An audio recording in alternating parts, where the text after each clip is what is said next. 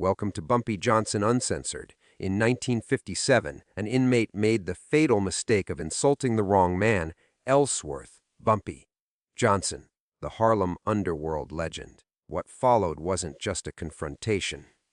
It was a brutal reminder of why Bumpy commanded respect even behind bars. Before we dive in, tell me where you're watching from and make sure to subscribe, because uncovering verified historical events like this takes a lot of deep research and cross-checking real sources. Bumpy Johnson entered prison already carrying a powerful reputation from Harlem's underworld, but inside the walls he was just as respected and feared. Unlike many inmates who were simply brawlers, Bumpy was known for his intelligence, discipline, and ability to control a room without raising his voice. He had built strong relationships with influential figures both inside and outside the facility, which gave him leverage that few prisoners ever achieved. Guards often viewed him as a model inmate. On the surface, because he kept order among the cell blocks, other prisoners knew that respect wasn't earned by charm alone. Bumpy had a strict code. He demanded respect, he protected those loyal to him, and he punished any insult or betrayal swiftly. His calm demeanor often made him more intimidating. Everyone knew that if Bumpy went quiet and stared at you, the conversation was over and your fate was already decided. Even hardened criminals avoided provoking him. His reputation wasn't based only on violence, but on strategy. He understood the politics of prison life and maneuvered like a chess player, positioning allies, controlling contraband flow, and maintaining an aura of authority. By 1957, his influence was so strong that a single word or gesture from Bumpy could change the atmosphere of an entire cell block. Nobody questioned him until the prisoner who made the fatal mistake of hurling an insult, not realizing who he was challenging. Inside prison, respect is currency, and Bumpy Johnson was one of the richest men on the yard. The incident began with a moment that seemed small on the surface, but inside a prison environment, where respect is everything. A single sentence can ignite violence. In 1957, the inmate who insulted Bumpy Johnson was known for running his mouth, a man who tried to prove his toughness through loud talk rather than actual power. He didn't understand the unspoken rules of survival behind bars. You never challenge the authority of someone with the kind of reputation Bumpy carried. The insult wasn't just a casual remark. It was a direct assault on Bumpy's character in front of other prisoners. This mattered. In prison culture, being publicly disrespected puts a target on your back. If you let it slide, others assume they can do the same. Witnesses later recalled the inmate making a crude joke about Bumpy's past and questioning his influence, trying to get a laugh from a group of new prisoners on the block. It backfired immediately. The room went silent, not because of the joke, because everyone knew Bumpy was standing just a few feet behind him. Bumpy didn't respond right away. He simply stared at the man with a cold, unreadable expression, the kind of stare that made inmates freeze in place. The moment of silence was the trigger. The inmate, still unaware of the danger he had just stepped into, laughed and turned as if he had won some kind of victory. But Bumpy had already made his decision. He understood that if he didn't respond, if he didn't reclaim his authority instantly, his entire position in the prison hierarchy would weaken. The insult wasn't just offensive. It was a challenge to everything he had built inside those walls. And Bumpy Johnson was not a man who tolerated challenges. The inmate who insulted Bumpy Johnson did more than run his mouth. He tried to make a statement. In every prison block, there's always at least one man who wants to prove he's tougher than the rest, someone who mistakes loudness for power. This particular inmate believed that targeting the most respected figure would elevate his own status. He thought if he could embarrass Bumpy openly, other prisoners would see him as fearless. In reality, it was a fatal miscalculation. This inmate had recently arrived and didn't yet understand how influence operated behind the bars. He assumed Bumpy's reputation was exaggerated, just old stories from Harlem. He saw Bumpy as older, quieter, and less physically imposing than some of the younger gang members on the yard. So he decided to test him. He began by making slick comments under his breath, trying to provoke Bumpy into reacting first. When that didn't work, he escalated. He raised his voice, mocked Bumpy in front of a group, and tried to convince others that Johnson wasn't the man they believed he was. But seasoned inmates watched the situation with concern. They knew Bumpy wasn't a man who reacted emotionally. His silence was more dangerous than any shouting match. When he didn't respond immediately, the challenger mistook it for weakness and pushed further, stepping directly into Bumpy's personal space, an unforgivable move in prison culture. He was trying to create a scene, trying to knock the crown off a king. What he didn't realize was that Bumpy didn't need to yell, threaten, or posture. His authority wasn't based on volume. It was based on decades of respect, fear, intelligence, and connections. Everyone else on the block could see the danger the challenger was creating for himself. The inmate thought he was rising in status. In truth, he had already sealed his fate. Once you challenge a man like Bumpy Johnson in front of witnesses, there are only two outcomes. Either you win and take his place, or you don't walk away the same. The confrontation didn't explode instantly. It unfolded with a chilling, slow intensity that made every inmate within sight hold their breath. After the insult and the challenger's attempt to get laughs, Bumpy Johnson didn't react the way most men would. He didn't shout. He didn't shove. He didn't posture. Instead, he stepped forward with calm precision, and that calmness was more terrifying than any outburst. In prison, loud threats often come from men who don't intend to follow through. Silence, on the other hand, usually means something far more serious is coming. Bumpy walked up to the man until they were standing just inches apart. The challenger suddenly realized he had misjudged the situation, not because Bumpy looked angry, but because he didn't look angry at all. He simply looked certain. Bumpy asked the man in a low voice to repeat what he had said. The room went quiet enough to hear the fluorescent lights hum. The inmate froze, but pride and ego pushed him to double down. He repeated the insult, though this time his voice shook slightly. That was all Bumpy needed. Before the inmate could finish speaking, Bumpy struck. It wasn't a wild punch or a sloppy attack. It was fast, deliberate, and brutally efficient. Bumpy moved like someone who had been in violent disputes his entire life.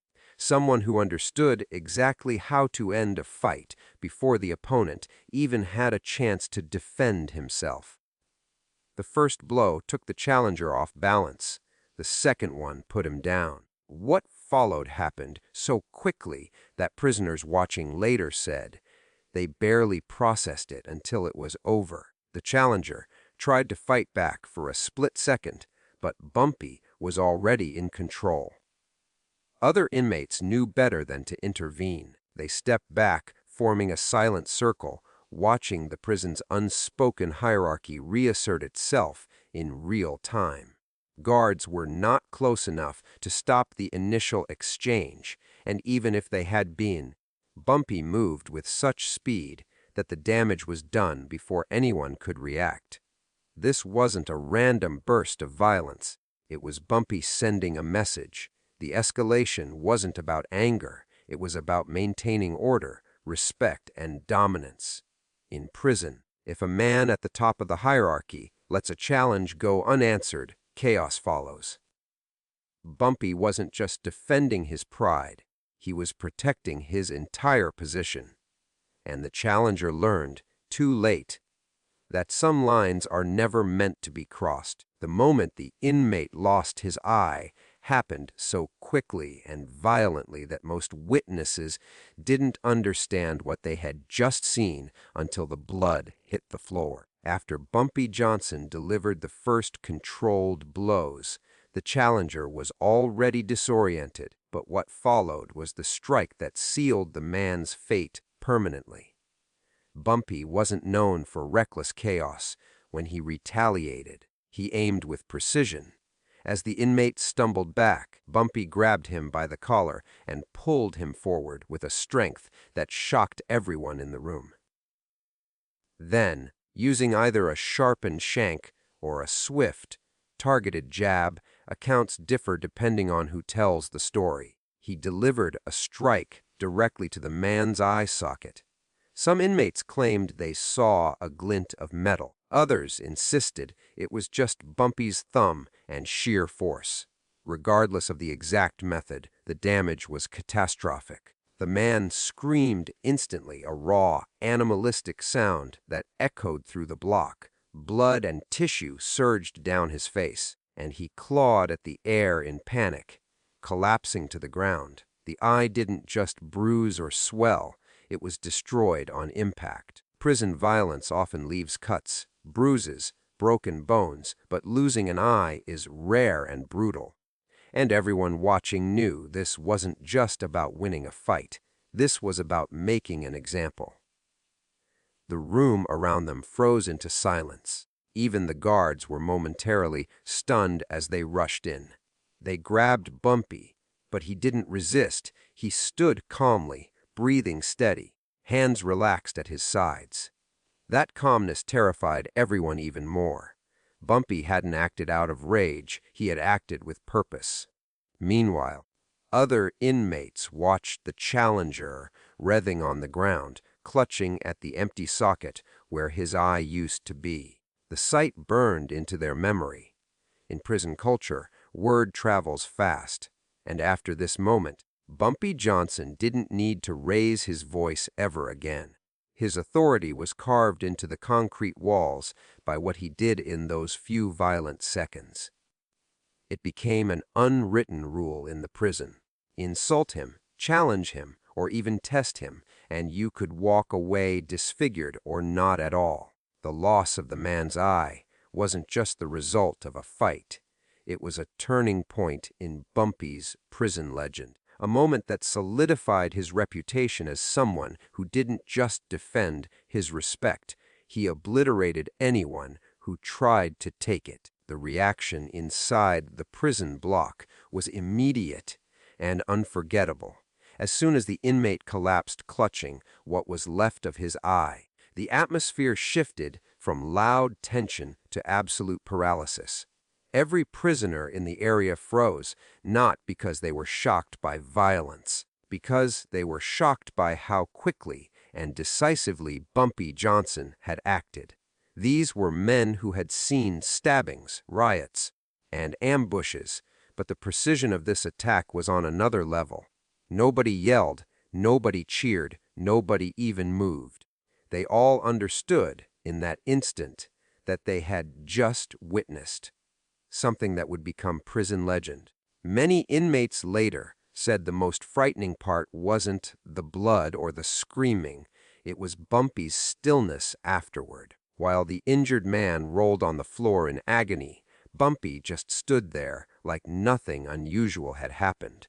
No heavy breathing, no anger, no adrenaline-fueled pacing, just calm. That calmness sent a message louder than any threat. Bumpy Johnson wasn't a man you provoked, because if he decided to act, he acted with finality. The guard's reaction was a combination of shock and urgency. Prison officers deal with violence daily, but even they didn't expect the incident to unfold so fast. Two guards rushed in with batons raised, shouting for inmates to back away.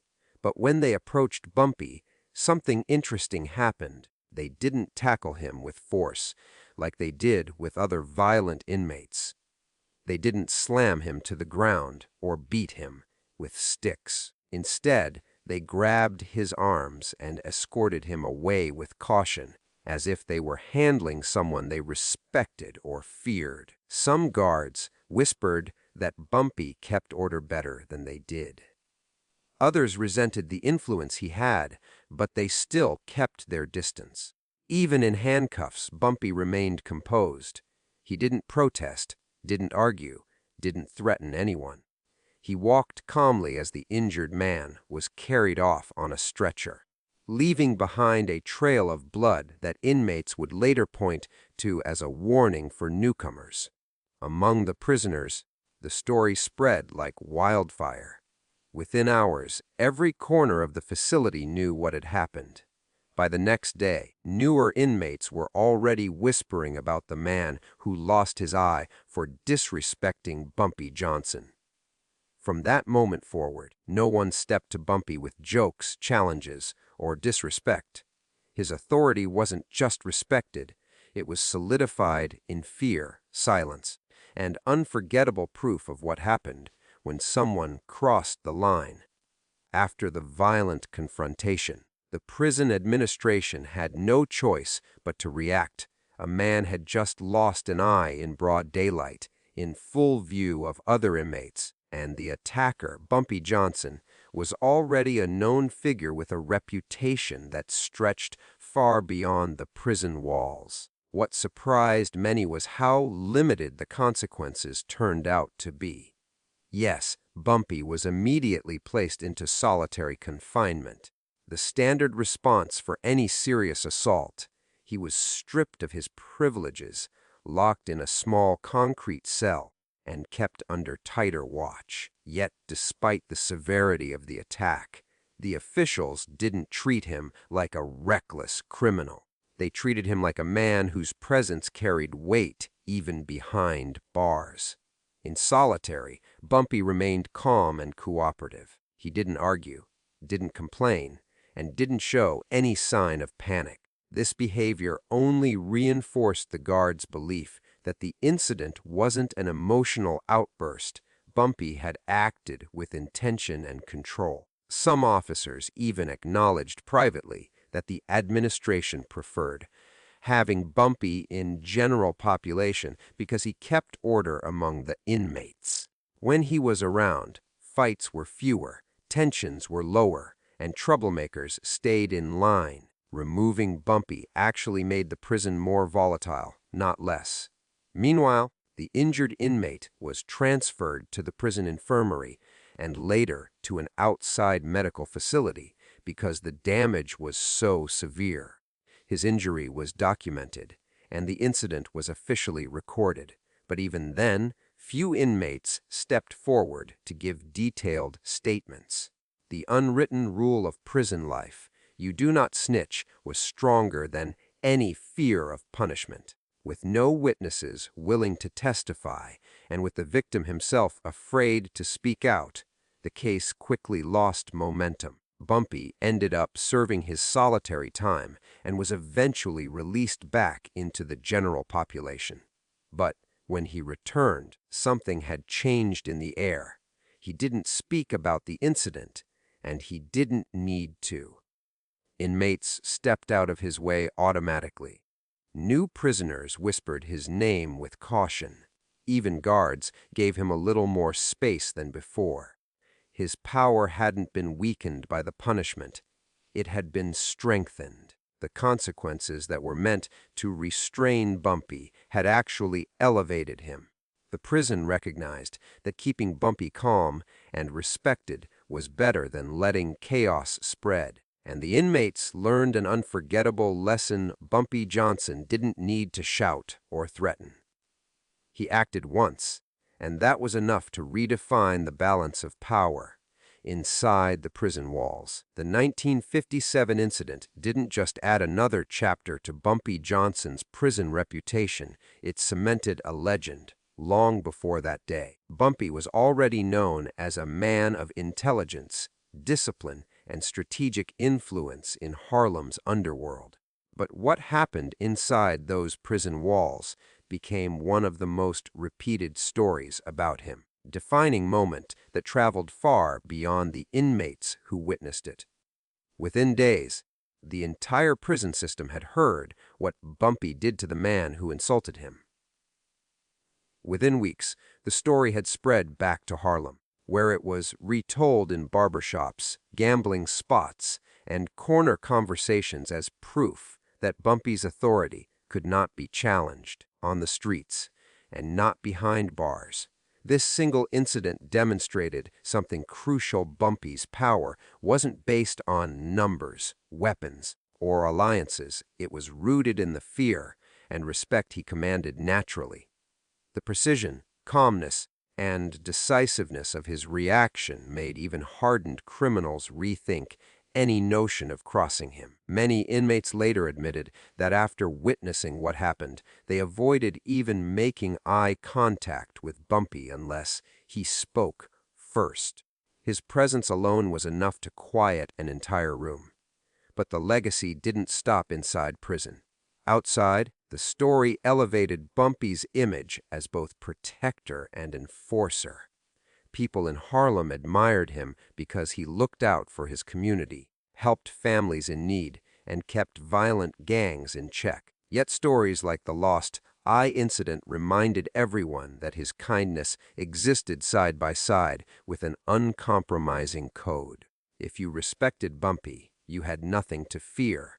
If you disrespected him, even once, you paid for it permanently. This event also strengthened Bumpy's relationship with other powerful figures in organized crime. They saw that even in prison, he maintained control, influence, and discipline. That level of authority made Bumpy valuable as an ally and dangerous as an enemy. His ability to command respect without chaos made him stand out among mobsters who relied mostly on brute force. By the time Bumpy left prison, his legend had grown even larger than before he entered. The man who insulted him became a warning, a symbol of what happened when someone misjudged Bumpy's calm demeanor or mistaken his silence for softness. For decades after, the story circulated as one of the clearest examples of Bumpy Johnson's power: silent, strategic, and absolute.